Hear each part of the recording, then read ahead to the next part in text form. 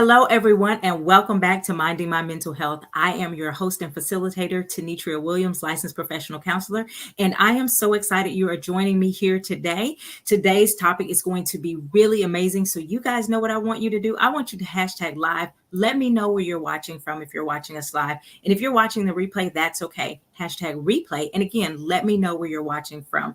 I want you to share this video to groups that you are a part of, that you have permission to share it to your page, to your stories, and tag people, because this is an important topic and we want to get everybody involved.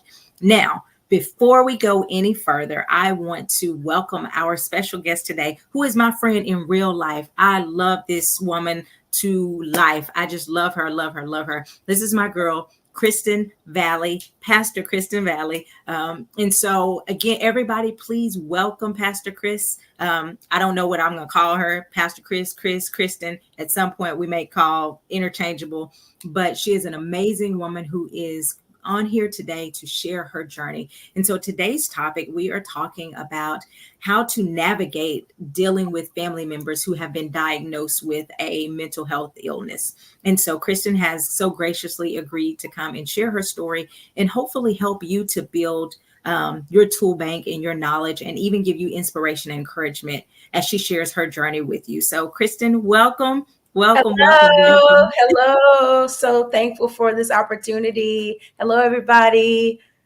So you guys, a lot of you follow me all the time. You know Pastor Chris as well. So if you know Pastor Chris, go ahead and say, hey, Chris, hey, we love you, all that good stuff. Give her hearts, give her fire. That's what she's always saying on her live. So go ahead and give her some hearts and give her some fire as we jump into this important topic. So Chris, for the people who don't know you, tell us about who you are, what you do professionally, kind of just a little bit about you.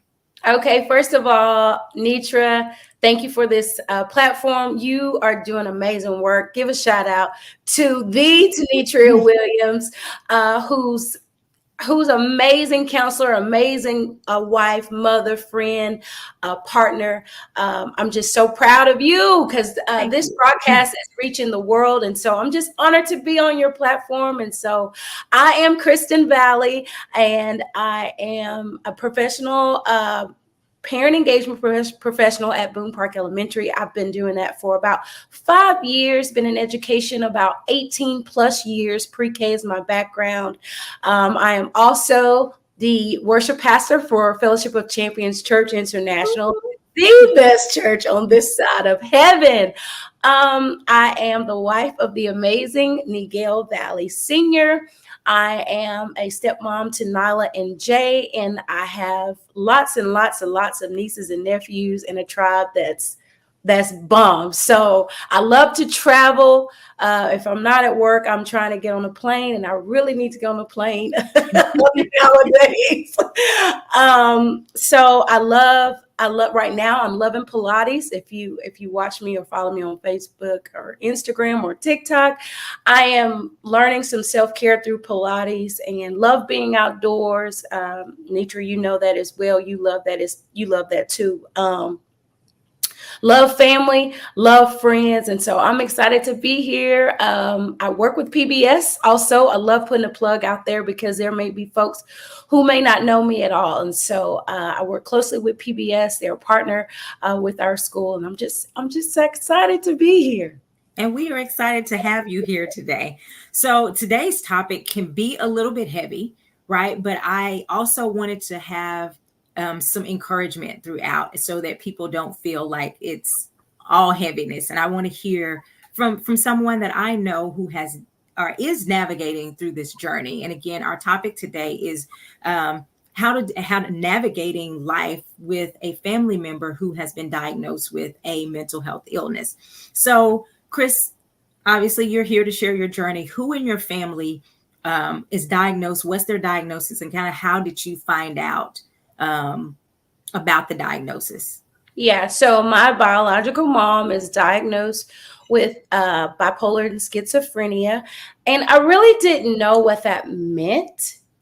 Honestly, I was a kid, being a kid with a mom who loved me, and I didn't really notice any differences or anything as a kid, I was well taken care of. My mom did the best she could. She worked, she cleaned, she cooked.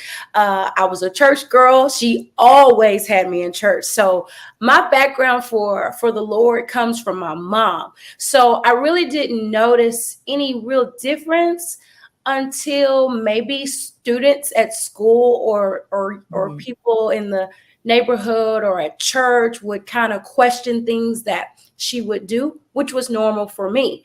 My mom is a praiser, so she would praise. I'm a praiser. I'm telling you, literally, my mom raised me to love the Lord.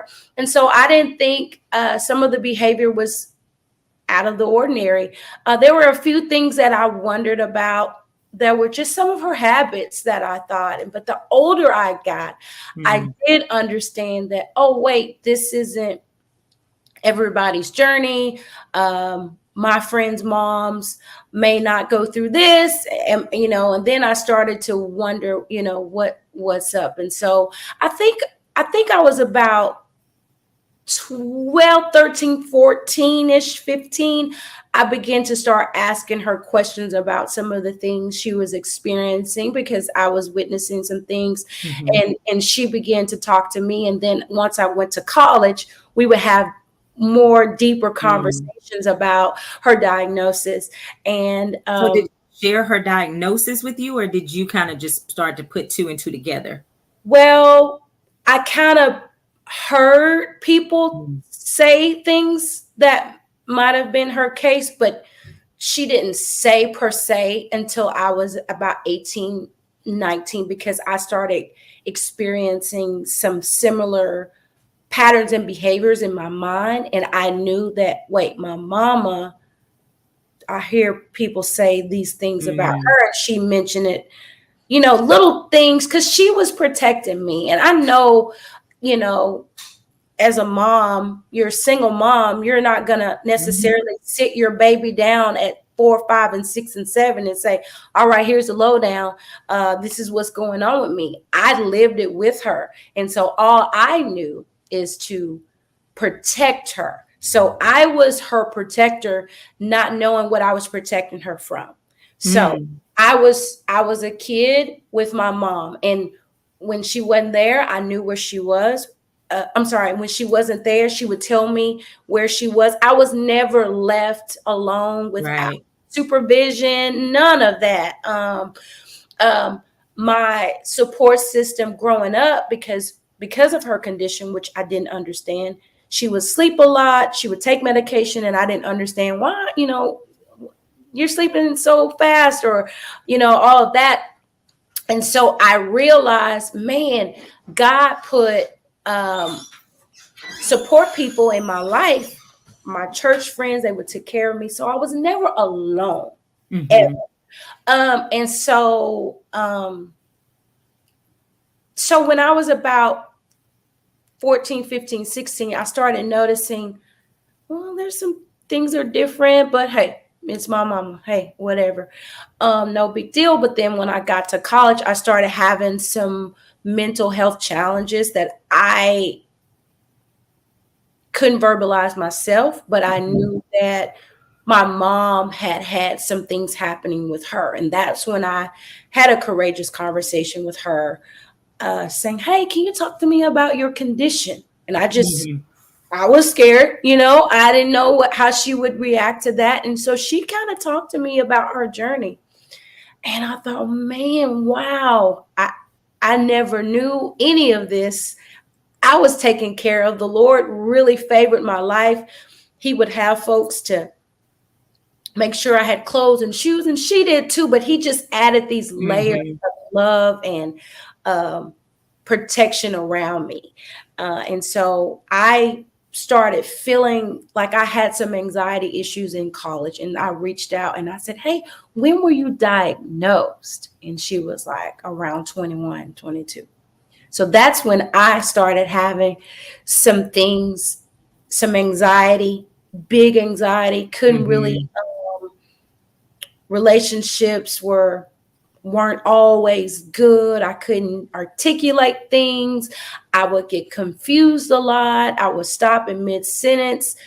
not any confidence at all. And people might thought I had all the confidence in the world, but inside I was Mhm. struggling. And all I knew was to go to church, be healed in Jesus' name. I didn't know necessarily a practical step and counseling Mhm. and all that. You didn't go to counseling in the Yeah. 90s. Come on. You better get to the altar. And so being a girl, being a church girl, all I knew was the Lord. And so that was my saving. It's all I needed. But now when I'm 43, I understand the piece about counseling, which I'm getting ahead of myself. But I would go to the altar, and many of you may or may not have heard the story. Is that my pastors, Pastor Edwin and Sean Strickland, shout out to them for being Absolutely. amazing covering, because they literally carried me, and they would see the calling on my life and just would begin to pray for me, for my mind and my health and mental health, and we believe we receive, and you come get what you need from the Lord. And so I would literally, I don't know, it's probably been a year or two. I would constantly go to the altar and just say, I surrender. I don't know what's wrong with me, but I need it off. Mhm. I surrender. I don't know what's wrong with me, but I need it off of me. I knew something was trying to attach to my brain because I would get stuck. I Mhm. couldn't I couldn't really figure it out. And maybe just because I didn't know what was happening, um, I wasn't scared, but I knew I needed help. Yeah. So Chris, what is your mom's diagnosis, if you don't mind sharing? Bipolar and schizophrenia. Okay, so these are disorders that can often impact a person's ability to navigate uh, what's what's a real threat. It can navigate, alter their distortion of reality at times, right? But it sounds like your mom did an amazing job of shielding you from a lot of that, and really being very present, very um, Yes. you know, Yes, she was being an amazing mom who raised you with great values and all of that. yes. And then as you grew, again, you started seeing something's a little off, but it sounds like it didn't feel like it was so different from other people that it Yes. was something to be concerned about. Right. It would just be when there was a manic episode. And if you know Mhm. anything about schizophrenia, there's some manic episodes, some hallucinations. So when she's in that state, that's the only time where it's weird and uncomfortable. So just growing up just a little bit more, my grandmother would be the person that we would lean on regarding my mom. Mm, She had her, she knew right. everything about her. And so my job as a kid was, my brain was, if I could just get her to grandma's house, everything would be okay. Mm, Literally, it would. She would be able to take care of my mom, literally. mm, And whatever that meant, I mean, I won't have to go into detail about that, but she would, if I could just get her to my mom. And so I was 7, 8, 9 years old, trying to convince my mom, hey, let's go to grandma's house mm. to get this help So that we even need. as a child, you were in some ways parentified I as was. far as taking care of mom, but on the other hand, mom was trying to shield you from having to be parentified. It was Yes, just you knowing something's not off, and you would step into that role. yes. And she would do her, she was amazing at um, staying on her medication to where Mhm. there wouldn't be as frequent episodes. She was very, very independent. She is currently independent. She's they would say she's a real one. She took care of herself. We didn't have to call, for Mhm. help or anything like that. But there will be times, because people don't understand, and what I understand now being 43, people don't understand what people go through. The people who are diagnosed with schizophrenic or bipolar, they weigh heavy, they weigh a heavy weight. Mm. So I don't feel like there's enough empathy for those people. We always want to push them to the state hospital or get out of my way. Mhm. You da da da. No, they're human beings who just in this moment need Yeah. help. You know what I mean? And so was her, I would say, her protector. And I was the person that will always take up for her. No matter where we were, it was, no, it's okay. She'll be okay. And I was a kid. I was a kid doing this. And I just didn't want anyone to make fun of her. I didn't want people to belittle her parenthood. Like, she was an amazing Mhm. mom. So there were these episodes, and if I could just get her to my grandmother's house, it'll be all good. Then my grandmother transitioned to heaven, and I thought, Mm. oh my gosh, what am I gonna do? I cannot drive. Yeah. I can't drive, so I need some help. And my family, praise God for my aunts and uncles, my cousins, they were all available to help, but it was like a piece of the puzzle that helped make the puzzle work was gone to heaven. And so I think I learned from my grandmother patience. Uh, Mhm. I learned how to talk to her in those moments, um, and how to care for her. So, yeah. Okay. So, Chris, do you remember feeling that it was a heavy burden as a child, or did it just feel like this is just a part of life? Yeah, it was a part of my life. I didn't know necessarily that it was heavy until I was Mhm. growing up, realizing, man, I was carrying a lot of things. Yeah, I didn't realize it because my mom was strict. She was Pentecostal. And so I just thought that came with being Mm. a Pentecostal kid. Some of the things that I couldn't or could do, a lot of it was because we were Kojic, but I just thought it was just kind of normal until I would hear about things at school, or people would say, "Why your mama doing that?" I'm like, I don't know, you know, Right. and it was one thing that I'll share. I remember, and it's coming to my brain, so I guess I need to say it. But I remember thinking this one thing was weird because I knew she had a condition. But now that I'm an adult, it was what she was supposed to be doing. So Mm. my mom was a plant girl. She had a green thumb. She loved plants. Plants were all over the place in our home. And she would break an egg and put the egg shells in the plant. And I thought that was so weird.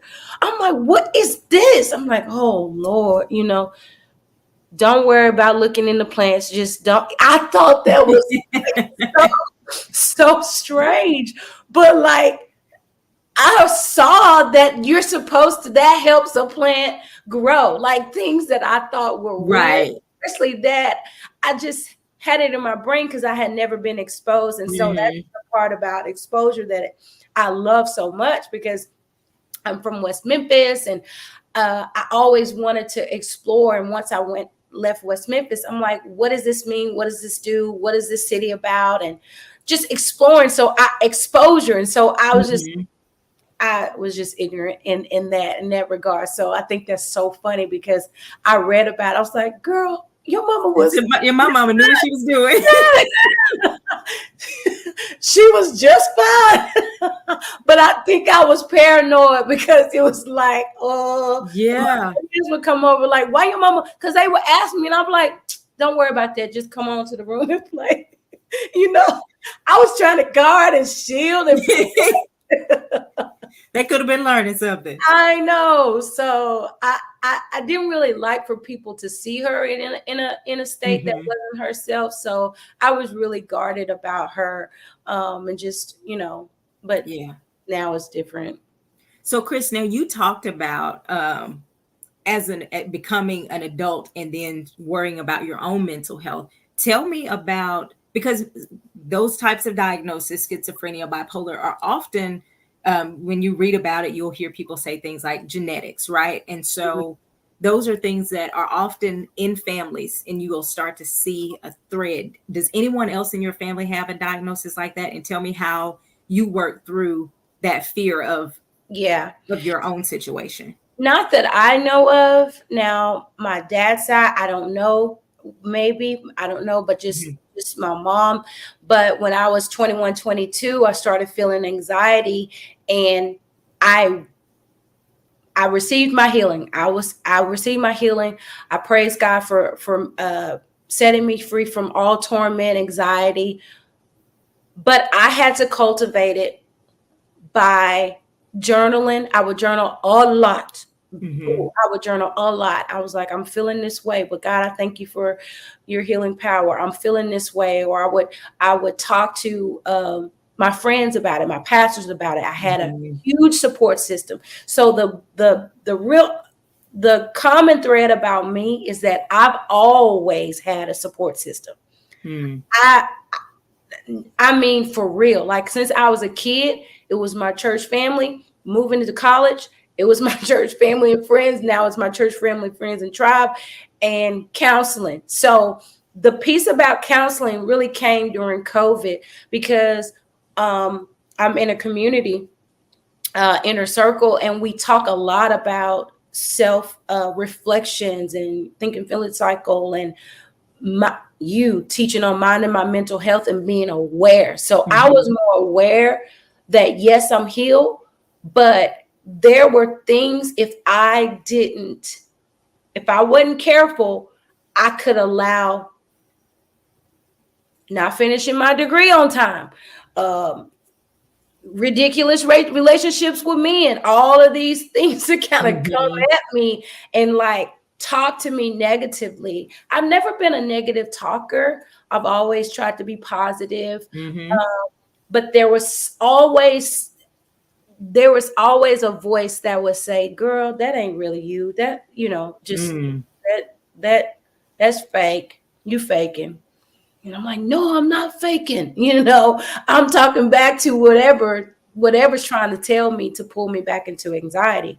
And so around COVID, I know I'm all over, but COVID came and it really allowed the world to be Mm-hmm. themselves, to Yes. be with themselves more than often, which is every day, every minute, but to really reflect on Right. the things. And so I started going to counseling, and then 2 years ago I picked counseling back up because there were some things that were happening. The relationship has started shifting from my mom. I believe she means well and everything, but to me, she always sees me as her little girl. And you heard, don't talk back. You don't have an opinion, pretty much. Right. In the Black community, you better be quiet. You just period. So now I work with kids, and I see parents. They Mm-hmm. they have voice. Kids have voice, which is cool. I think that's amazing. But you just don't talk back. And so even as an adult, even with being married, having kids, my mother still, I believe, still saw me as a kid. And so there were some things that I would push back on and say no. There were some boundaries that I had to set with her that weren't always easy. I had Mm-hmm. to say no to her before, and a couple of times, and just set those boundaries while protecting my mental health. Because if I allowed her burdens and her issues Mm-hmm. to become mine so much that I can't function, or I'm worrying so much and I'm trying to be God, that's just not healthy. Yeah. Chris, can you go further kind of into more about the boundaries? Because I understand your mom is independent, but also if there is an episode, you don't live in the same city with her. Um, you don't have grandmother to say, hey, can you go over and check on her and those types of things. How do you maintain your boundaries for your own mental health while at the same time trying to, still be there for your mom and to help her when she needs it? That's a big, big, big deal. I delegate. And so I have numbers of folks that can Mm, get their eyes on her like this. Um, I track her on my phone. Uh, she's a part of our plan, and so I'm able to see her when I need to see her. But the boundary isn't really necessarily with the delegation. It's with me and her one-on-one. We're having a conversation and I can't do something. I'm sorry, I can't do it, but how else can mm, I help you? I have to use the language that she didn't necessarily want to hear. I'm unable, not right now. Give me 2 weeks. I need a minute. Even if it's a heated conversation, I'm going to get off the phone and we're going to talk when we're able to talk, because it's not always Mm. pretty. It's not So, always so when she's manic, she may be possibly more demanding or asking for sure, something that is not sure, that you're willing to give, and sure. so having to say that. Yeah, Okay. because I care about her and her safety and everything. So Yes. I am very careful. I am so trained with her that I know when she's on or off, just with a conversation over the phone. I don't have to FaceTime her. I just know her so well. And praise God for that. You know what I mean? Yeah. Like, to me, how in tune am I as a kid to care enough Hmm. about her to know? Now, I used to weigh all of that on me, but now I don't. I said, Lord, I literally said to the Lord, she is your daughter. And Hmm. I literally said, I'm giving her back to you. And when I can help her, I do help her. So there was some resentment, and I can talk about that because I didn't have empathy for her until Mm. a couple of years ago. I think Okay. that's a big point, Chris, because a lot of people, they're when they're having to deal with something, it's this is a burden for me. Girl. This is annoying for me to have to deal with. Talk about how you develop that empathy. Yeah. So I just really, when I gave her to the Lord, I began to see her not as my mom, but just a human being.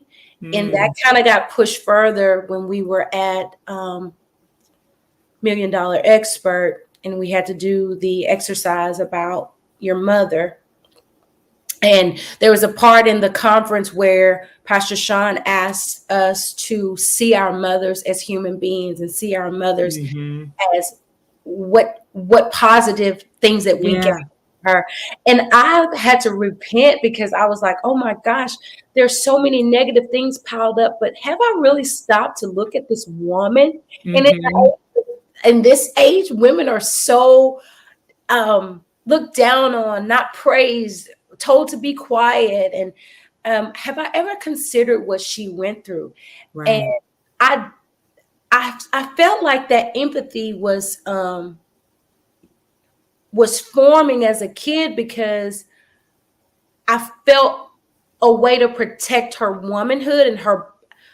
I didn't want people to talk about her. So I was Hmm. like, this is not her. This is just a moment. This is really a phase. You know, my mom is an amazing singer. She's an evangelist. She's a great mom. This is who she is. And so the empathy really leveled out and started Hmm. marinating in my soul this year. Wow. And now when I talk to her, I say to her, how are you doing today? And I mean it. So, It's Chris, tell us about your mom and her personality. Like, who she is she is as a so person? And then she is so what's different when, you said you could yeah, tell on the phone. How yeah, is she different when she's in having an episode from when she's just being her herself. wonderful self? So my mom and I was just me and my mom growing up, and so we laugh about commercials a lot.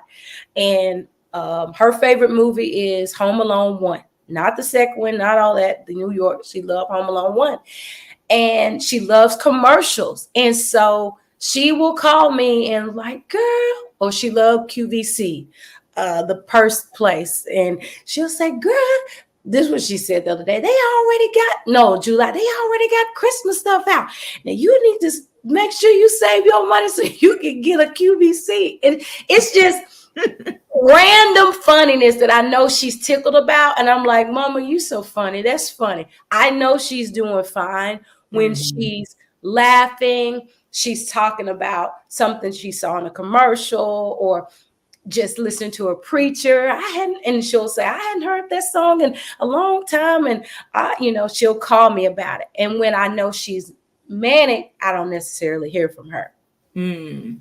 Um, if I know she's manic because somebody has told me, I call and I say, hey, how you doing? So it's real Yeah. mellow and real low. Um, the energy is low. And that's a lot to do with, I think, the condition. It's like, Yeah. it's like a, from my understanding, it's a low, Yeah. low, and then the medicine keeps you low. Honestly, in my opinion, I wish that I could do research to talk about when doctors are diagnosing people to make sure that it's the right dosage, because sometimes people won't take the medicine because of how it makes them feel. No, I think you're right, and a part of this show is about awareness, and so you're absolutely right, especially when you're dealing with bipolar. Bipolar is a condition in which moods may shift from really high to Mm-hmm. really low, and sometimes if doctors don't prescribe the correct medication, they may give, because a client may come in when they are really high, and so they may give medication to bring them lower, or they Yep. may give medication, or they may go in when they're really low, and clients may, or they may be misdiagnosed Yep. as depressed, Yep. instead of having a mood stabilizer, which is designed to help keep them more even. They Yep. may design, or they may prescribe a depression medication, Mm-hmm. or a medication to, different things, and it can definitely have adverse effects if you deal with someone with bipolar disorder, who Mm-hmm. again is going up and down. If you're giving them medicine to bring them down, and they go into a low state or a depressive state, it can take them even further. And so it is really important, for family members to get as much information as they can about the diagnosis, not from believers' perspective. And I think as believers, we always just go, that's not real. That's not, Right. she's healed. She's all of that. And I believe we should walk in that healing, but also we should have to do the natural state, or the natural part of, hey, I have to get educated. So I know that this is not a mood stabilizer. You're giving her this, and when she's low, that may actually affect her in a negative way. It may take her too low. Yeah. How do you guys navigate, or how have you navigated through medication appointments, or is that something So she does? yeah, so just kind of going back to where you were saying, we as believers, we say it's fake. I used to, that used to be, I didn't understand. That used to be what I would say. I didn't understand. But the older I got, I'm like, that's real to her. That is Mm. real to her as I'm on the phone, as I have red lipstick on. That is real to her. So the empathy piece in me began to acknowledge this is real to her. Because a lot of times, if you are combative with a person with that illness and saying that ain't, telling them what they feel is not real, I don't care if they say they have a hole in their stomach. They feel like they have a hole in their stomach. So to really be careful on your language when you're talking to people, you want to keep a mild monotone, a mild calmness, and you want to, what's the word I want to use? Um, when you acknowledge what Hmm. they're saying, validate. You're validating. Oh, I hate you're going through that, and you don't have to lie. You just, Hmm. I hate you're going through that today, or I'm sorry that's what you're feeling, or really, Right, right. because I learned, if that approach, I have to use that approach with her. They want to be heard. They want to be seen. Hmm. And I'm meaning they as if they're something separate from us. But I mean, people who have these illnesses, they don't want to be rah-rah and pointed finger at all the Like time. any of us, right? Right. And so I had to learn that the hard way. I just want to all go away. I'm just like, I just need to all go away, and that's not the reality. And there were these phases. Now that I'm talking to you, everything just kind of coming in my brain. But there was these phases where I had to accept her. Mm. I'm like, oh man, acceptance mean she may not go to lunch with me and shopping like these other friends and family and mamas and daughter dates. Accept that. And Valley taught me a lot about acceptance. He always would teach me, you've got to be accepting, Hmm. and I don't know if just my nature, I was trying to be a fixer, or I was trying to make it better or make it go away, or no, no, no, but he would talk to me about being um, um, accepting. And so with folks who have these diagnoses, you have to allow them to tell you what they want. Mm. So you might want to be on the consent. They don't want you to be. You might want to go to the doctor's appointment. They don't want you to be.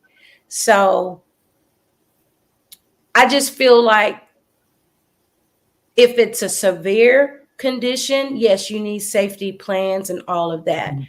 But and what I do is when mom is up, up, up, I just sprinkle a little bit. Hey, I'm here for you if you need anything. Don't forget to, if you need me to go with you on a doctor's visit, I'm willing to do that. So I sprinkle those Mm-hmm. in a positive way, because my ultimate goal is that she's okay. I Yeah. don't have an underlining motive other than maybe family members will tell it all and maybe they won't, because this pill that y'all are giving aren't really, it's not right, really the right diagnosis. Mm-hmm. So I don't know if I answered your question, but I really would say advocate for your people, um, get knowledgeable about it, and the whole healed in Jesus name, yes, but I had to go further to understand Mm-hmm. what her world looked like and what to pray Yeah. for and really what to expect, versus getting frustrated because she's short or she don't want to be bothered. It's just a Yeah. part of the condition, and so I had to do some acceptance. I had to do some forgiving. I had to do some honor. And so Mm. all of that kind of tied into what's happening today. So I have two questions that popped in my mind. The first one, as you're talking about acceptance. Mm-hmm. If you know me, if you know Chris, we're faith girls, right? And so sometimes hearing that word acceptance can almost feel like I don't have faith, or I'm giving up. I'm defeated. Tell me how you have navigated through the concept of acceptance with walking by faith. So I just see it as acceptance is a word that I use to level my emotions. Mm. It's I'm not saying the acceptance is how do I put it? Me accepting does not mean I'm not in faith. I see it as, here are the facts. I accept the facts. That doesn't mean I accept it as my identity, as my reality kind of thing. And that's where Mm-hmm. my faith is still still on top of whatever I'm accepting. Okay, you know what? Yes, she has this diagnosis. We might not be BFFs like you see on TV. I accept that, but I am still believing God for her total healing. I remember praying for her, which I pray for her a lot. And I would pray that her episodes are longer in between, Mm. versus, and if Mhm. they are shorter, it's because something's going wrong with she's not settled somewhere. She might be Mhm.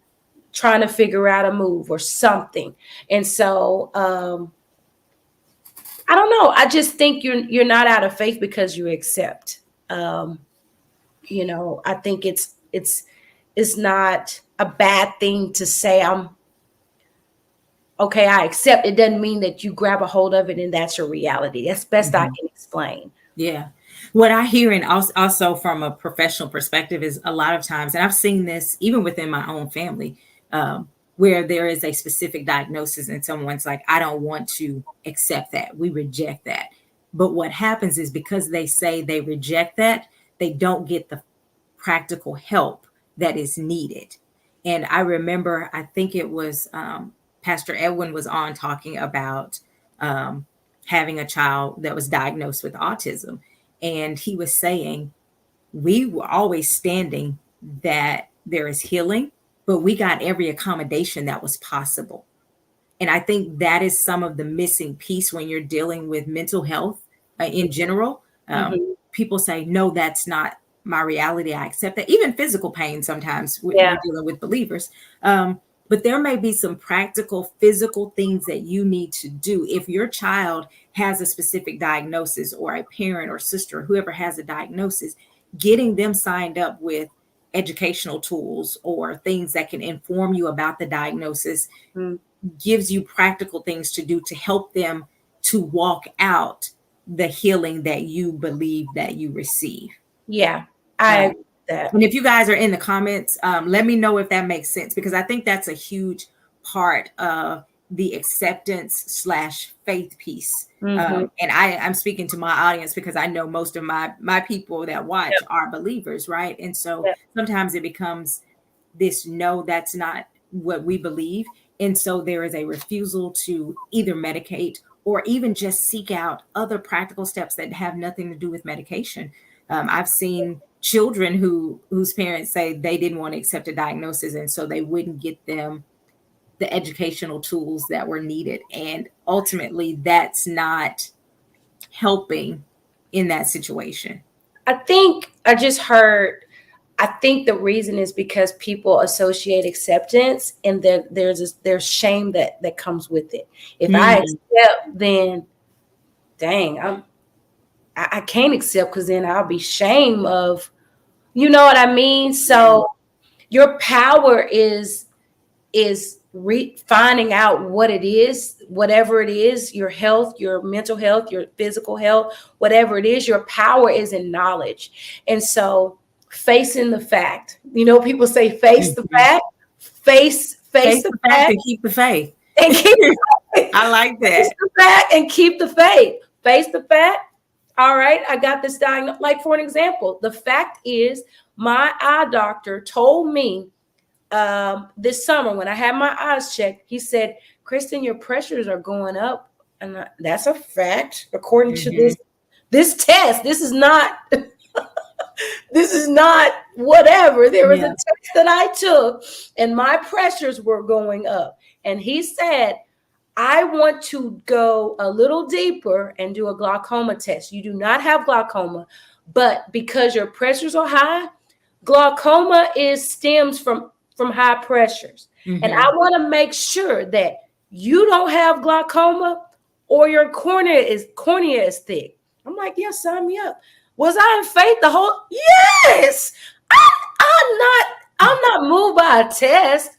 Right. I wasn't acting weird about it. Oh no, I'm not doing a test because I already know my pressures are fine, even though they whatever. There is a cause for it, and I'm not saying that each situation is like this, but we got to stop being weird. And so when I took the test on Monday, sure enough, my cornea is thick, which I thought was a blessing. I have an extra layer. It's like supposed to be 540 something. Mine is over 640 on both eyes. I'm like, yes. So I told him, I was like, it's because I'm a gladiator. So are there things that he's telling you need to do as a result of that? He said, you're good. He said, now I won't bring you back, and I won't worry that your test is reading all this. We'll take 6 points. But if I didn't do it, they would have been worried about me for nothing. Yeah. And so I love that story because it says, hey, see what they say. And we've been taught, get the word from the doctor so you know how to navigate your prayers, how you can kind of direct your prayer life, right? And so what I would say to people is, you can, again, put that in the comments, keep the faith, face the facts and keep the faith. Right. But I think that's important that we are able to say, okay, what are the facts? Because if the fact is my child needs speech therapy, I can do that. I can give them speech therapy and believe that their speech is going to manifest and all of those things. If my child needs physical therapy, occupational therapy, if my mom is diagnosed with something, or if my father or whatever, I don't have to deny that reality to be in faith. And I think sometimes as believers, we think you have to deny those things. What encouragement would you give someone, Chris, that is in a similar situation where they're trying to navigate how to protect a loved one and also protect their own mental health as they're trying to protect their loved one? Yeah, I would encourage you to find community. And if that the community is one person that you can talk to, please do it, because you cannot do it alone.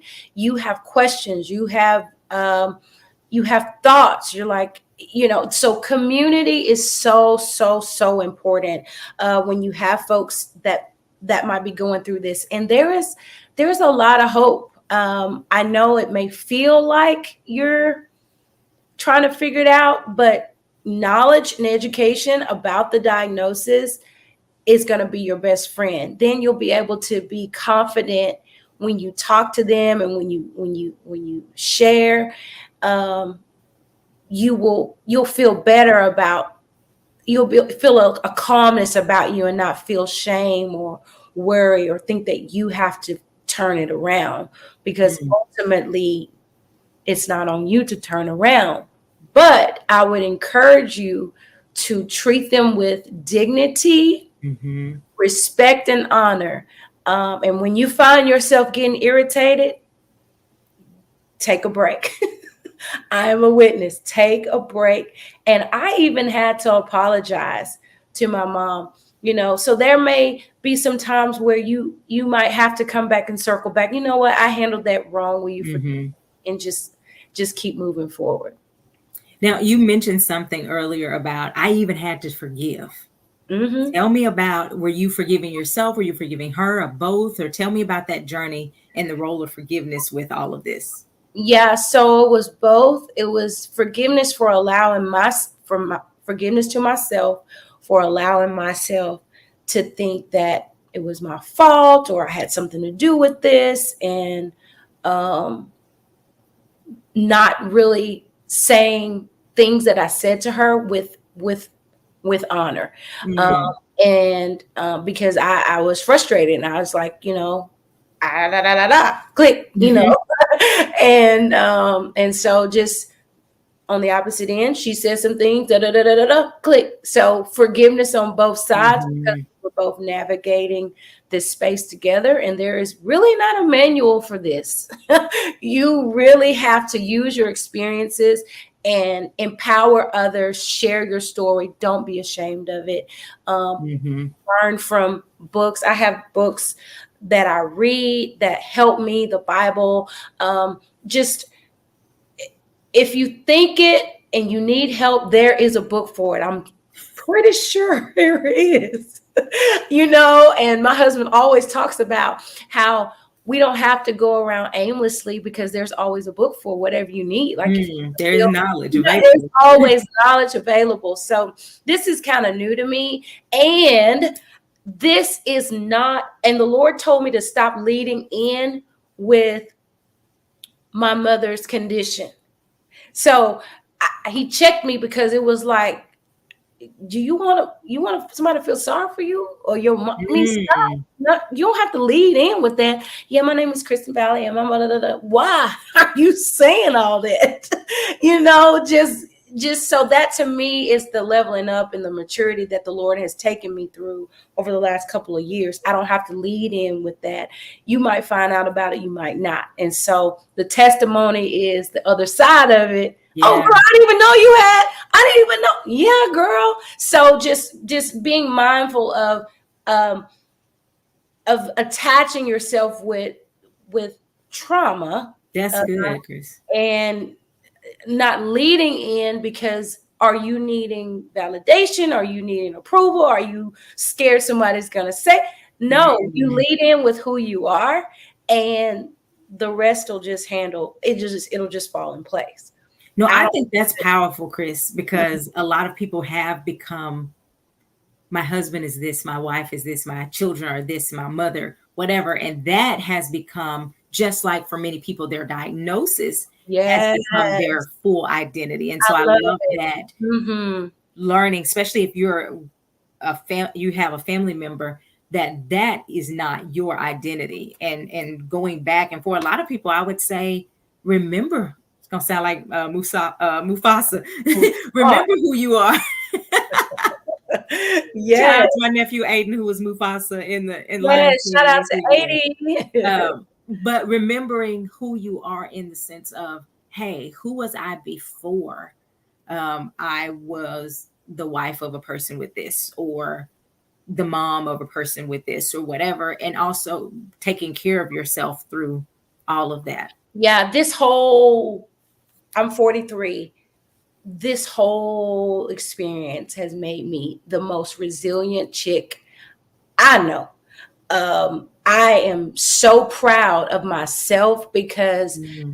there were, obviously, I could have whatever pick something, but every layer, every level of understanding, every um, word of discouragement that I heard, it just built me tough.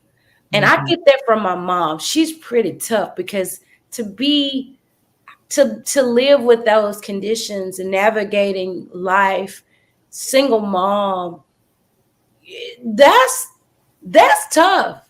Raising Mm-hmm. kids is tough. Being a mom with a condition that might alter your mood on a given day, and you got to be there for your kid who's ready to play every time. you know, Right. like sit down somewhere. you That's know, so real. she is really a strong woman, and so I get a lot of my strength and resilience from her, and I wouldn't have seen it that way had I not lowered my expectation of, no, not lower my expectation, but not really owning the empathy piece. I Mm-hmm. wouldn't have ever, I wouldn't have ever said that. So Yeah. yeah, the Lord, He was just saying to me, you don't have to lead in with that story. Mm. And man, I would lead with it. I would. And my mom is bipolar. Da, da, da. Okay, nobody asked you that. Nobody. You're not getting a job because of this. You're not getting brownie points. You're not getting an A+.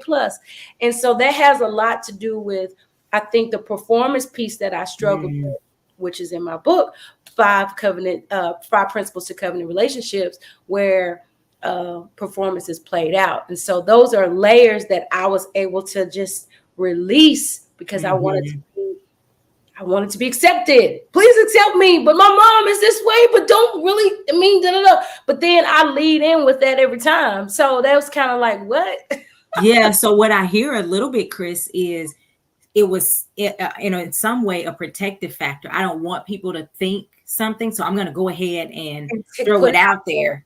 it was. So It I'm going to was. protect myself, but then It at the same was. time, please don't reject me Yeah. because It of was. it. And so it is, and that's why I think facing those facts, going, hey, my mom has been diagnosed with this thing that has an impact on me. Yep. I don't have to pretend that it didn't Yep. have an impact. I don't have to pretend she doesn't have that diagnosis. I don't Yep. have to pretend I didn't have these experiences, but I can start to explore how those experiences are showing up in my life and Yep. impacting how I show up in life so Yep. that I can show up in a more healthy, healed way. And I love that you have and are still doing the work. Yep.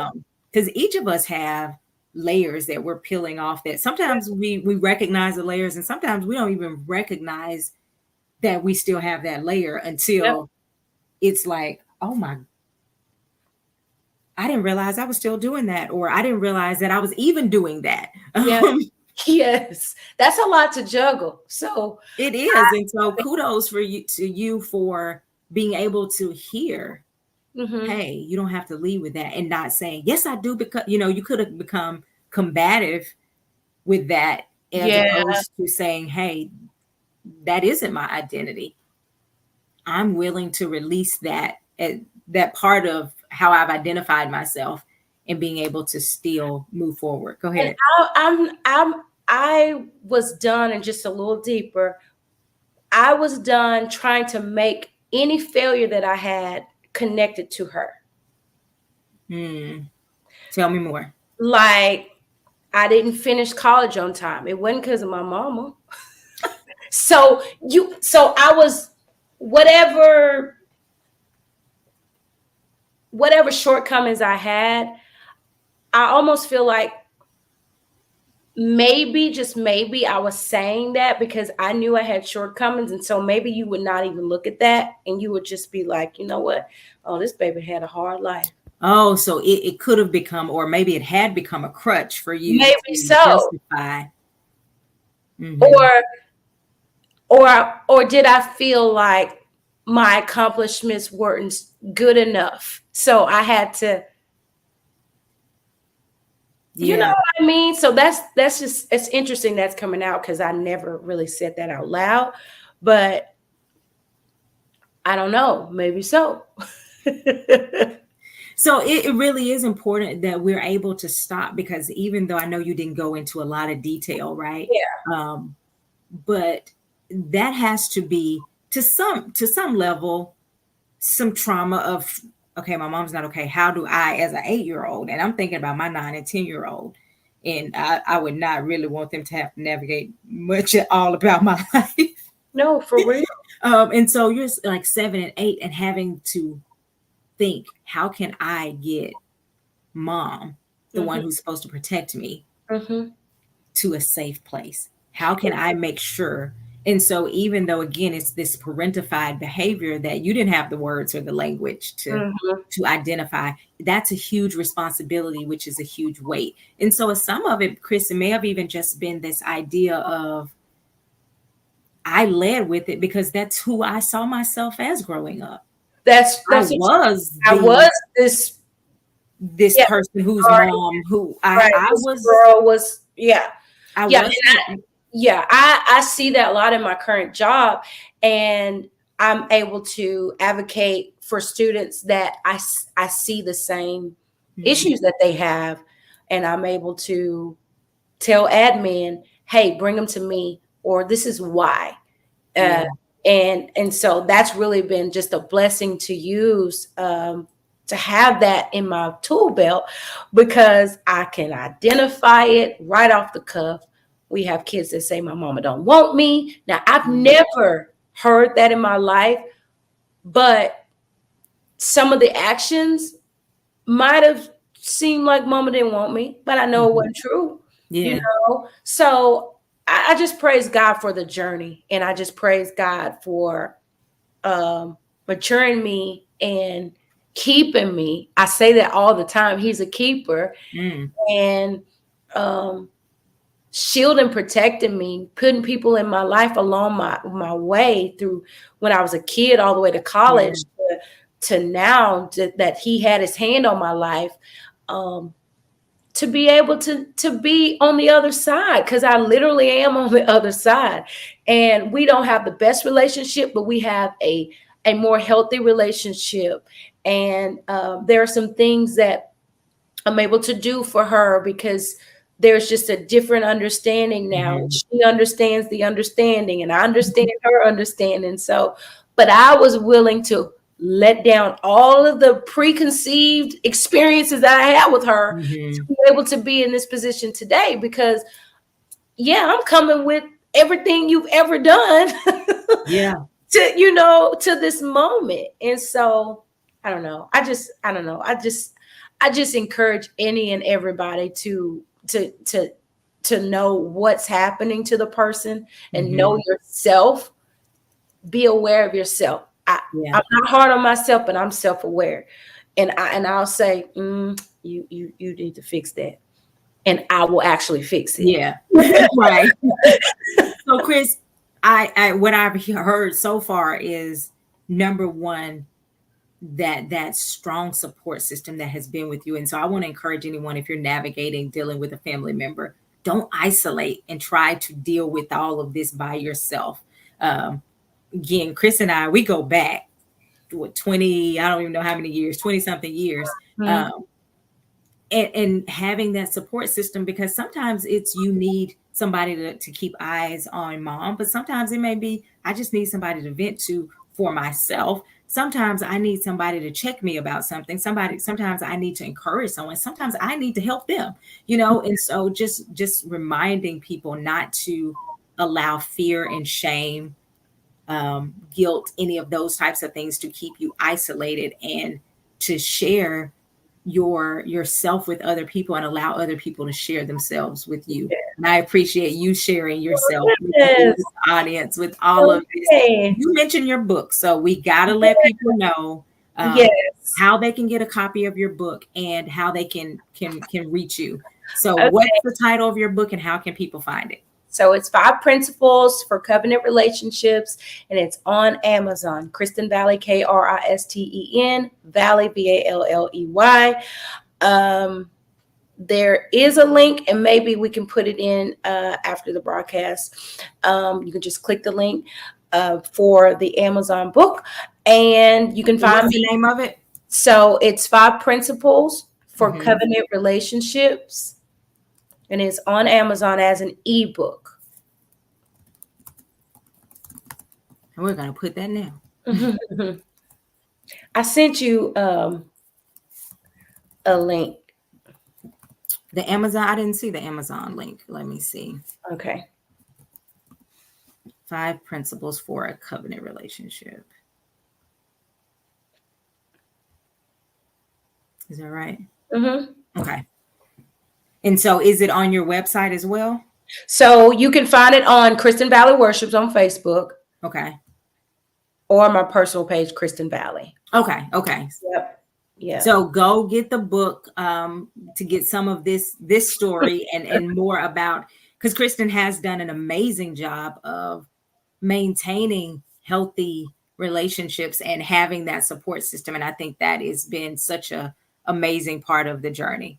Yeah. What if we want to find you other places? Where can we find you? Let's see. Kristen Valley Worships, TikTok. I'm on TikTok. So you can find me at _Valley Girl for TikTok. You can also find me at _Valley Girl for Instagram. And anywhere FOC is, I'm going to probably be there. So if you want to connect with me, send me a message if you want to talk and explore. If you have questions, I am really open for that. Or I can navigate or delegate and send you to the right people. I am not a counselor. I'm not a licensed counselor. I just have an experience that hopefully this helped you. And so again, if you need help, if you have questions, you have someone in your life that's dealing with this, shoot me a message. Say, hey, I'm just like you. And I'll say, hey, girl, hey. And so if you need someone to help, you have questions, I'm more than willing to help. All right. Well, thank you so much. Everybody, please, please, please give hearts, give fire for Kristen. Thank you for sharing your story. Thank you for being open and honest and vulnerable with us. So we appreciate it. I hope you guys learned something and grew from this. Share this broadcast. I know we're at the end. Share it anyway. Somebody can catch the replay. Again, give it up for Kristen, my friend, Pastor Kristen Valley, worship pastor at Fellowship of Champions, an amazing human being, just really an amazing human being. We love Chris. So thank you again for sharing. You guys make sure you join back here next Thursday, 12 o'clock Central Standard Time, with another episode of Minding My Mental Health. Thank you so much, and I will see you guys later. Bye-bye. Bye.